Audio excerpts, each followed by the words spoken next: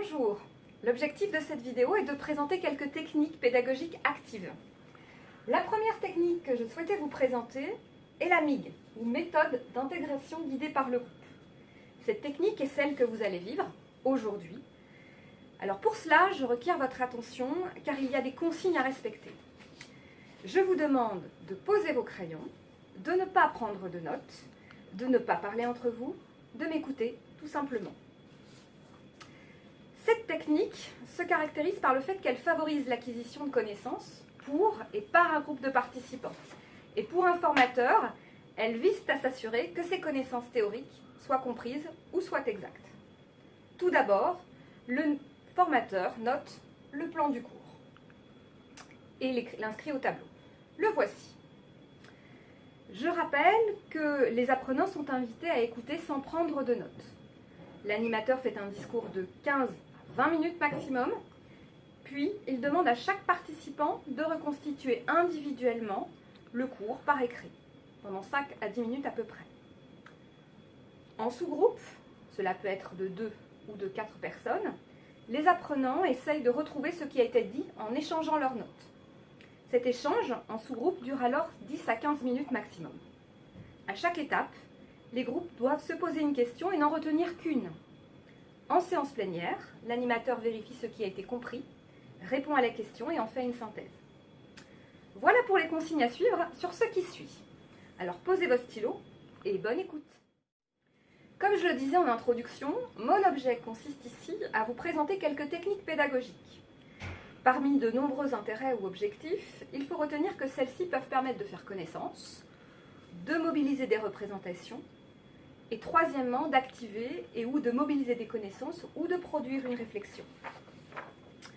Pour structurer mon intervention, j'ai choisi de distinguer les techniques qui permettent de mobiliser les représentations, puis les techniques qui me permettent de mobiliser des connaissances des participants, de celles qui sont davantage d'ordre de la production.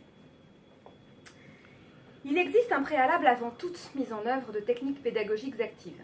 Je voudrais indiquer que poser le cadre est un préalable à chaque mise en exercice. Il s'agit d'énoncer les règles de bienveillance, d'écoute et de suspension du jugement afin de permettre la libre parole et de garantir la sécurité de tous.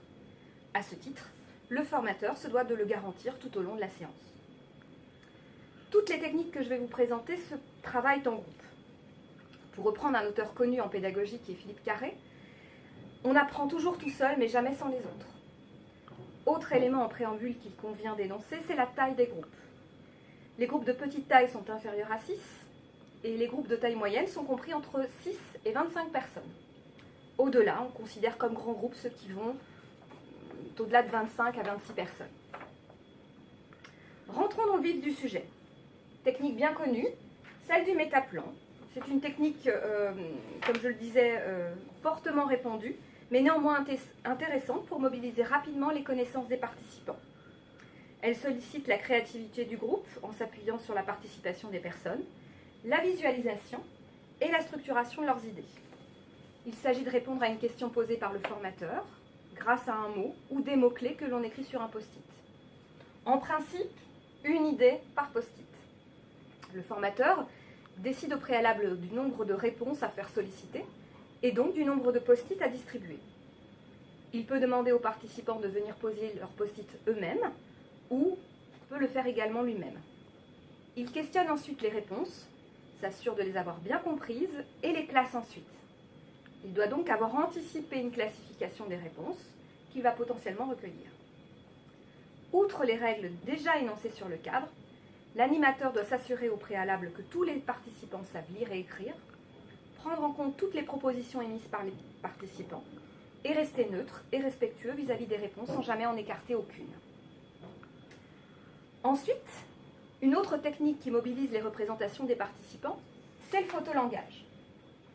Comme je le disais plus haut, ici encore davantage, le cadre de bienveillance, d'écoute et de non-jugement doit être posé au départ. Comment le formateur s'y prend-il? Après avoir choisi un kit dédié ou des photos au hasard, le formateur les dispose de façon visible sur un support.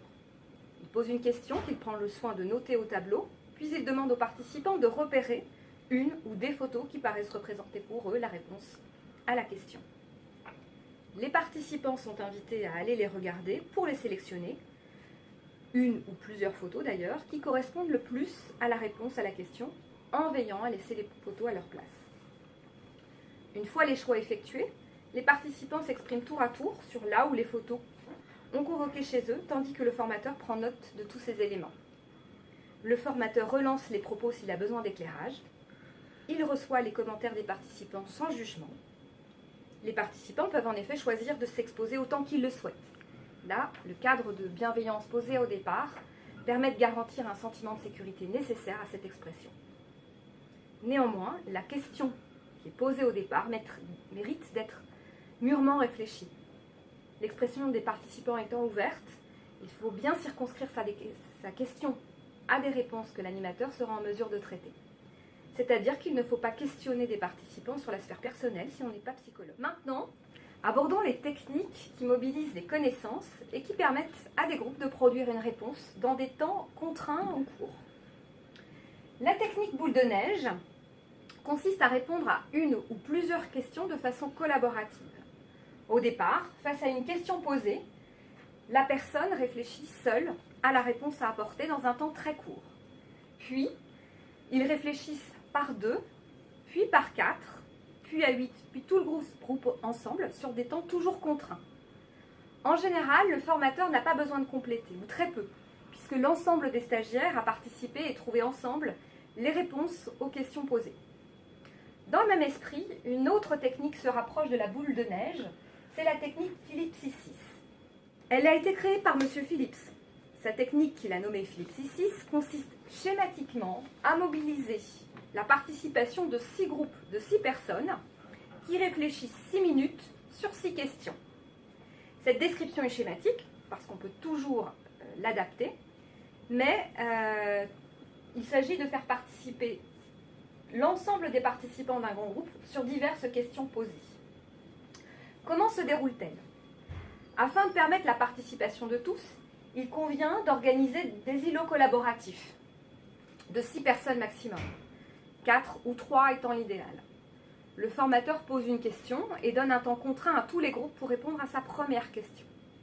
Ensuite, il collecte les réponses de chaque groupe, tour à tour, qui doivent rester concentrés sur les réponses données, car les groupes ne doivent pas redonner une réponse qui aurait déjà été citée. Puis, le formateur apporte son point de vue, ses commentaires ou corrige les réponses. Il pose une autre question et donne à nouveau un temps contraint à tous les groupes pour répondre. Les groupes sont sollicités et le formateur prend soin de faire tourner l'ordre des groupes qui répondent, de sorte à ce que ceux qui ont répondu en premier à la première question répondent en dernier à la seconde question. C'est une technique qui permet de diviser des grands groupes pour une production très rapide. Autre technique qui permet de mobiliser la participation de tous, c'est la technique des 3 petits tours. Très intéressante pour utiliser les connaissances des participants et les enrichir. Comment se déroule-t-elle? L'animateur note sur différents paperboards installés dans une salle, les différents paperboards sont représentés ici, une thématique ou une question à aborder. Il constitue autant de groupes que de thématiques à traiter. Il confie à chaque sous-groupe un marqueur de couleurs différentes et il demande à chaque sous-groupe de se positionner devant une feuille de paperboard. Puis il démarre le chronomètre et les équipes doivent alors répondre à la thématique qui est posée sur la feuille. Au bout d'un temps chronométré et assez court, il demande au sous-groupe de tourner dans la salle dans le sens des aiguilles d'une montre. Le chronomètre est alors relancé. Les sous-groupes traitent alors une autre thématique en complément du groupe qui a précédé, et ainsi de suite. Donc les groupes sont autorisés à valider ce qui a préalablement été noté par le groupe précédent, en écrivant une croix à côté s'ils sont d'accord, et ils indiquent leur désaccord avec la proposition faite par le groupe précédent par un moins. On ne raye jamais une proposition faite par un groupe. Et ensuite, ils complètent avec leur propre réponse. Enfin, une fois que tous les sous-groupes ont répondu à l'ensemble des thématiques, l'animateur reprend chaque feuille avec l'ensemble des participants. Il valide ainsi les propositions exactes, demande explication pour les éléments qui ne lui semblent pas clairs et valide les propositions et corrige les erreurs. Il apporte des explications aux besoins. Cette technique, elle vise à améliorer l'efficacité des groupes de travail, à prendre en compte et confronter toutes les opinions, à susciter la participation et l'interaction, à donner aux participants la possibilité d'exprimer ce qu'ils savent déjà, de repérer leurs lacunes, puis d'enrichir sa propre structure cognitive par intégration de nouveaux savoirs à ceux qui préexistent. Enfin, elles permettent d'enrichir ses connaissances grâce à celles des autres. Et puis, petit avantage ou petite chose un peu différente, elle permet d'être mobile dans un espace et donc de créer du dynamisme. La dernière technique que je voulais vous présenter est celle du raisonnement à voix haute. Pour celle-ci, l'objectif est d'éclairer le raisonnement de l'apprenant. Comment est-ce que se déroule cette technique? Le formateur pose un problème ou une situation à un apprenant.